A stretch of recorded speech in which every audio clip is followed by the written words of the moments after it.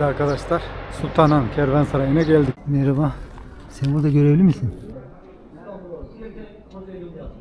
880 yapımıymış bu halı. Güzel bir kafeterya ve restoran açmışlar. Başka bir sergi alanı.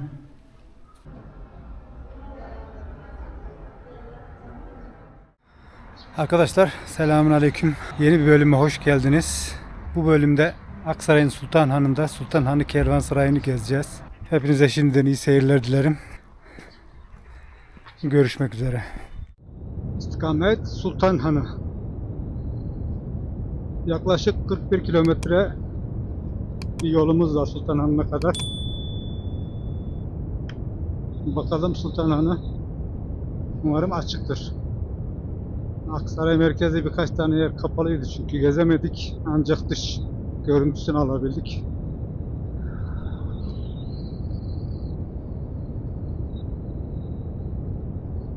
Umarım Sultanhanı açıktır. Tabelada 36 gösteriyor. Navigasyonda 40 gösteriyor. İlginç. Acaba farklı mı? Deminki gibi mahalle ve şey farklı mı? Han.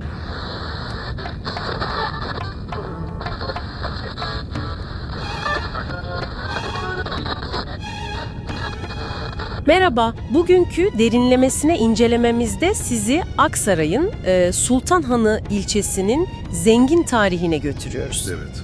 Elimizdeki çeşitli kaynaklar bizi doğrudan bu bölgenin kalbine, yani adını aldığı o muazzam Sultanhan Kervansarayı'na yönlendiriyor. Bu yolculukta amacımız tek bir yapının koskoca bir bölgenin kimliğini nasıl şekillendirdiğini ve İpek Yolu üzerindeki o kritik rolünü sizinle birlikte anlamak. Öyleyse gelin bu konuyu birlikte açalım biraz. Şöyle başlayalım isterseniz. Aksaray'ın genel tarihi dokusunu hissetmek önemli bence. Tabii. Düşünün, burası 11.000 yıl öncesine dayanan Aşıklı Höyük gibi, yani ilk köy yerleşimlerine ev sahipliği yapmış bir coğrafya. 11.000 yıl, evet. Hititlerden Romalılara nice medeniyet görmüş ve en önemlisi İpek Yolu gibi ana ticaret yollarının tam kavşağında yer almış stratejik bir nokta. Tam bir kesişim noktası yani. Aynen öyle. Yani Sultanhanı gibi bir anıtın tam da buraya inşa edilmesi kesinlikle bir tesadüf değil. Selçuklular bölgenin bu köklü ticari ve stratejik potansiyelini çok iyi görmüş ve kendi kurdukları ağa zekice entegre etmişler diyebiliriz. İşte burası gerçekten heyecan verici hale geliyor bence de. Sultanhan Kervansarayı 1229'da Anadolu Selçuklu Sultanı 1. Alaeddin Keykubat tarafından yaptırılmış. Evet, Keykubat dönemi. Tam da Konya-Aksaray yolu üzerinde, yani tarihi İpek yolunun en işlek damarlarından birinde konumlanmış. Çok stratejik bir yer. Biliyorsunuz Sultanhan olarak anılan kervansarayların en görkemlilerinden biri bu yapı. Ve temel amacı günlerce, haftalarca yol giden kervanlara güvenli bir sığınak, bir mola yeri sunmaktı. O dönem için bunun ne büyük bir güvence ve konfor olduğunu bir hayal etsenize. Kesinlikle. Ve işin daha da büyüleyici tarafı ne biliyor musunuz? Han 1278'de büyük bir yangın felaketi yaşamasına rağmen kaderine terk edilmemiş. Aa, öyle mi? Evet. Aksine 3. Keyhısrev döneminde titizlikle onarılmış ve hatta genişletilmiş. Genişletilmiş bile yani. Aynen. Bu durum bile tek başına Han'ın Selçuklu ticaret sistemi için ne kadar hayati, ne kadar vazgeçilmez olduğunun somut bir kanıtı aslında. Çok ilginç. Bu sadece tekil bir yapıda değil üstelik. Evdir Han, Kırkgöz Han gibi diğer kervansaraylarla birlikte düşünmek lazım bunu. Bir ağın parçası yani. Kesinlikle.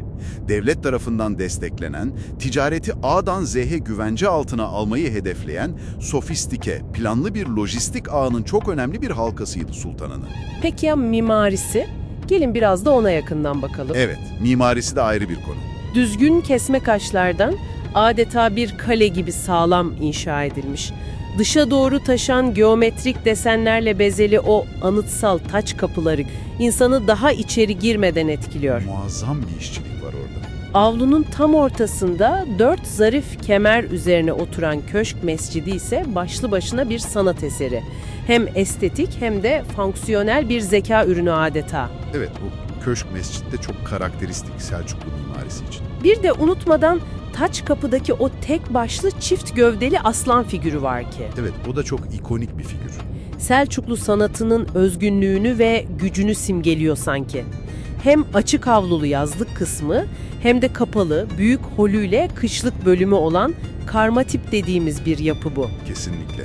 Bu mimari özellikler sadece dönemin ihtiyaçlarına cevap vermekle kalmıyor, aynı zamanda Selçuklu Devleti'nin gücünü, mühendislikteki ustalığını ve sanatsal inceliğini de yansıtıyor. Ve en etkileyici olanı belki de şu, hanın 13. yüzyıldan bugüne dek sürekli onarımlar görmesi. Evet, yüzyıllar boyunca. O 1278'deki ilk büyük onarımdan, Cumhuriyet döneminde 1955'teki restorasyona ve günümüzde devam eden çalışmalara kadar bu yapının nesiller boyunca ne kadar değerli görüldüğünü kanıtlıyor. Evet, inanılmaz bir süreklilik. Düşünsenize, neredeyse 800 yıldır ayakta duran ve hala korunmaya, yaşatılmaya değer bulunan bir yapıdan bahsediyoruz. Gerçekten etkileyici. Peki, tüm bunların günümüzdeki anlamı ne sizin için? Şu çok net.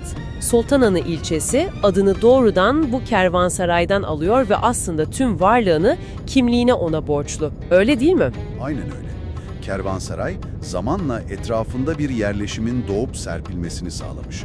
Adeta bir çekim merkezi, bir yaşam kaynağı olmuş. Sanki bir bina, bir yerleşim yerini yüzyıllar boyunca etrafında biriktiren bir çekirdek görevi görmüş. Bu çok güçlü bir fikir aslında.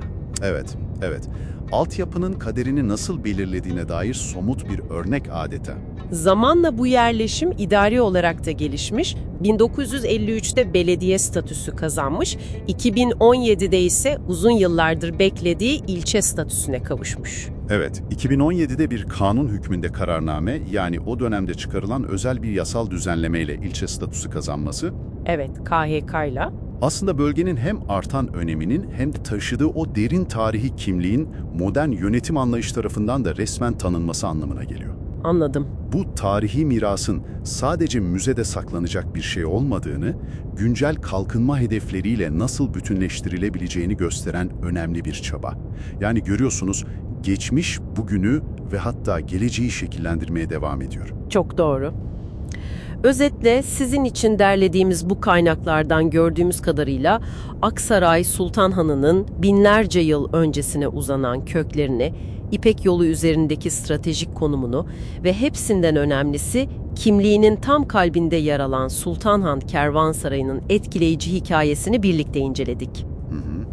Bu anıtsal yapı hem Selçuklu dehasının bir ürünü hem de etrafında koca bir ilçenin doğuşuna vesile olan yaşayan bir merkez olmuş. Kesinlikle. Ve son olarak belki üzerinde biraz düşünebileceğiniz bir soru bırakalım size. Sultanhan gibi tek bir fiziksel yapının yüzyıllar boyunca hem ekonomik hem de sosyal bir merkez olarak işlev gördüğünü göz önüne alırsak, Evet. acaba günümüzde hangi modern yapılar, bunlar belki fiziksel binalar, belki de dijital platformlar ya da ağlar olabilir farkında olmadığınız şekillerde, benzer uzun ömürlü merkezler yaratıyor ve içinde yaşadığımız toplulukları derinden şekillendiriyor olabilir. Ne dersiniz? Evet arkadaşlar, Sultanhan Kervansarayı'na geldik.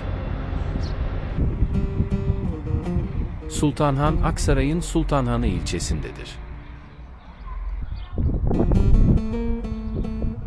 Han 1229 yılında Anadolu Selçuklu Sultanı 1. Alaaddin Keykubat tarafından yaptırılmıştır. 1278 yılında Anadolu Selçuklu Sultanı 2. Gıyasettin Keyhüsrev tarafından genişletilmiştir. Han içinde bulunan tüm yapı, özellikleri itibariyle Sivas'taki Gök Medrese'ye benzemektedir.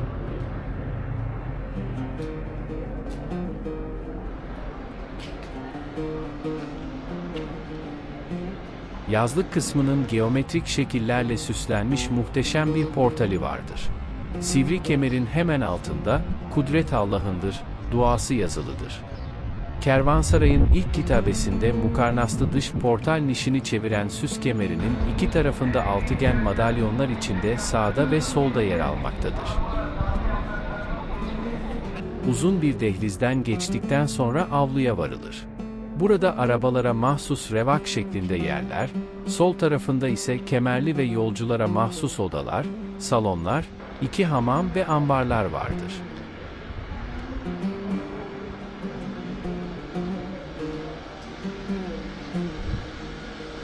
Avlunun ortasında 4 kemer üzerine dayanmış bir mescit bulunmaktadır. Bu mescit Selçuklu süsleme sanatını en güzel örneklerinden birini sergilemektedir.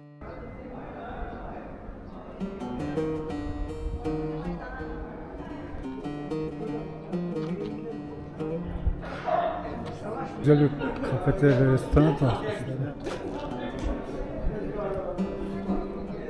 Güzel olmuş.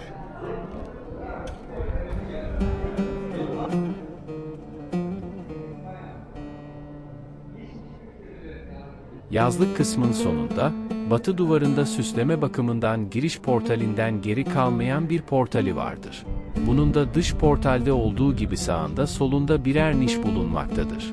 Kitabe kemer ve nişlerin üzerindedir. Merhaba. Sen burada görevli misin? Ha? Görevli misin burada? Kirli. Ne? Görevli kedimiz. Basık kemerli bir kapıdan girilince kışlık kısma geçilir. Üstü tonozla örtülü bu kısmı kare kasetli 4 kısa, 8'er ayak dizisi, 5 sahana ayırmaktadır.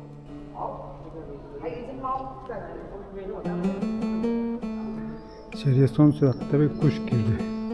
Bunlar da Türk halı motifleri galiba, örnekler. Sergi alanı. Bayağı güzelmiş.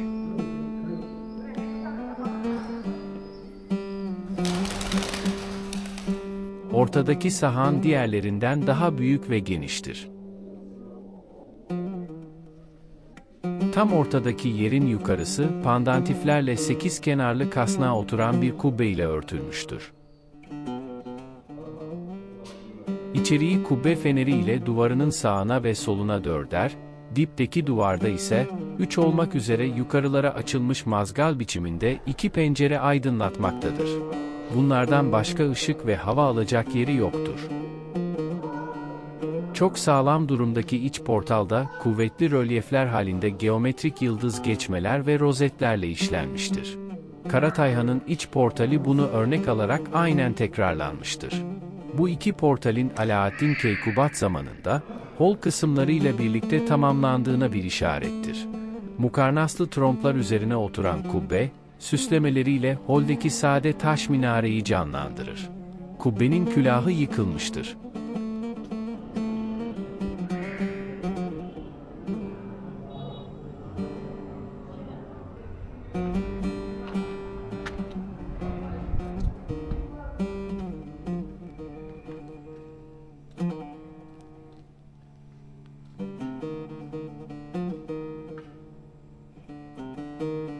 Başka bir sergi alanı.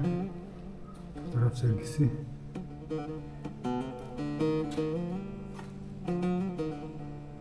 Sanırım halıcılıkla ilgili.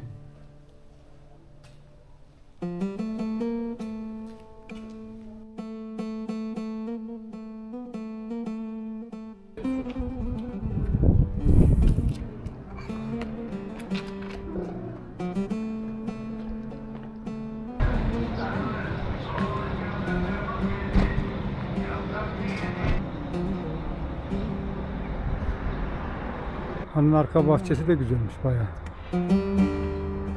Park gibi yeşil. Güzel çiçekler ekmişler.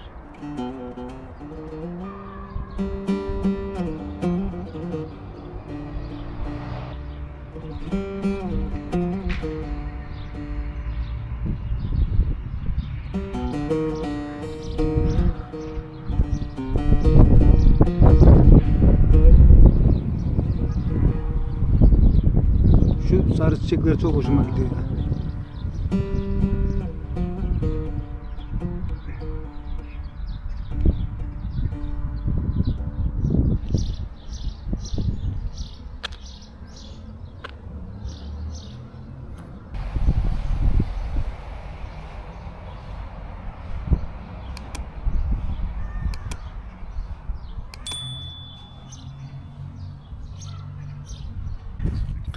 Evet arkadaşlar, Sultan Hanı'nı da gezdik.